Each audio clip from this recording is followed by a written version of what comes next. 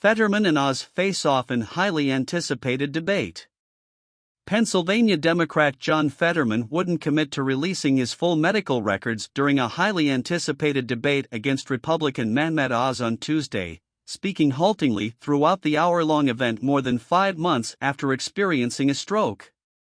Fetterman, Pennsylvania's 53-year-old lieutenant governor, has acknowledged that he almost died after suffering a stroke in May. On Tuesday night, he addressed what he called the elephant in the room. "I had a stroke.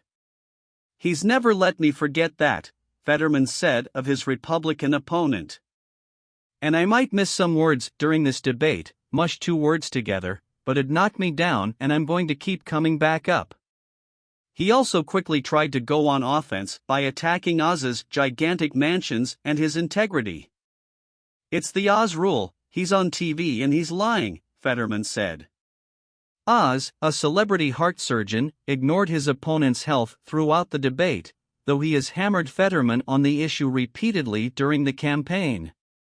On Tuesday night, Oz attacked Fetterman's policies on crime, saying he is trying to get as many murderers out of jail as possible. "These radical positions extend beyond crime," Oz charged.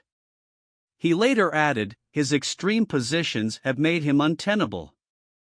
Fetterman insisted he is prepared for the demands of the Senate as he continues to recover from the stroke. Independent experts consulted by the Associated Press said he appears to be recovering remarkably well. He used closed captioning during the debate to help him process the words he hears. Stroke rehabilitation specialist Dr. Sonia Sheth, who watched the debate, called Fetterman an inspiration to stroke survivors. "In my opinion, he did very well," said Sheth of Northwestern Medicine Marion Joy Rehabilitation Hospital in suburban Chicago. "He had his stroke less than 1 year ago and will continue to recover over the next year. He had some errors in his responses, but overall he was able to formulate fluent, thoughtful answers. Problems with auditory processing do not mean someone also has cognitive problems," the experts agreed. "The brain's language network is different from regions involved in decision-making and critical thinking." While debates have rarely swayed elections in the modern era, the intense national interest in the primetime affair, particularly in Fetterman's performance, suggested this debate could prove decisive in an election central to the Democrats' urgent fight to retain their Senate majority. For Democrats, there is no better pickup opportunity in the U.S. than the race to replace retiring Republican Senator Pat Toomey in a state Biden narrowly carried in 2020. For much of the year, it looked as if Fetterman was the clear favorite, especially as Republicans waged a nasty nomination battle that left the GOP divided and bitter. But as Election Day nears, the race has tightened. And now, just 2 weeks before the final votes are cast, even the White House is privately concerned that Fetterman's candidacy is at risk. Voting is already well underway across the state. As of Tuesday, 639,000 votes had already been cast. Fetterman's speech challenges were apparent throughout the night. He often struggled to complete sentences. When pressed to explain his shifting position on fracking, his answer was particularly awkward. "I do support fracking.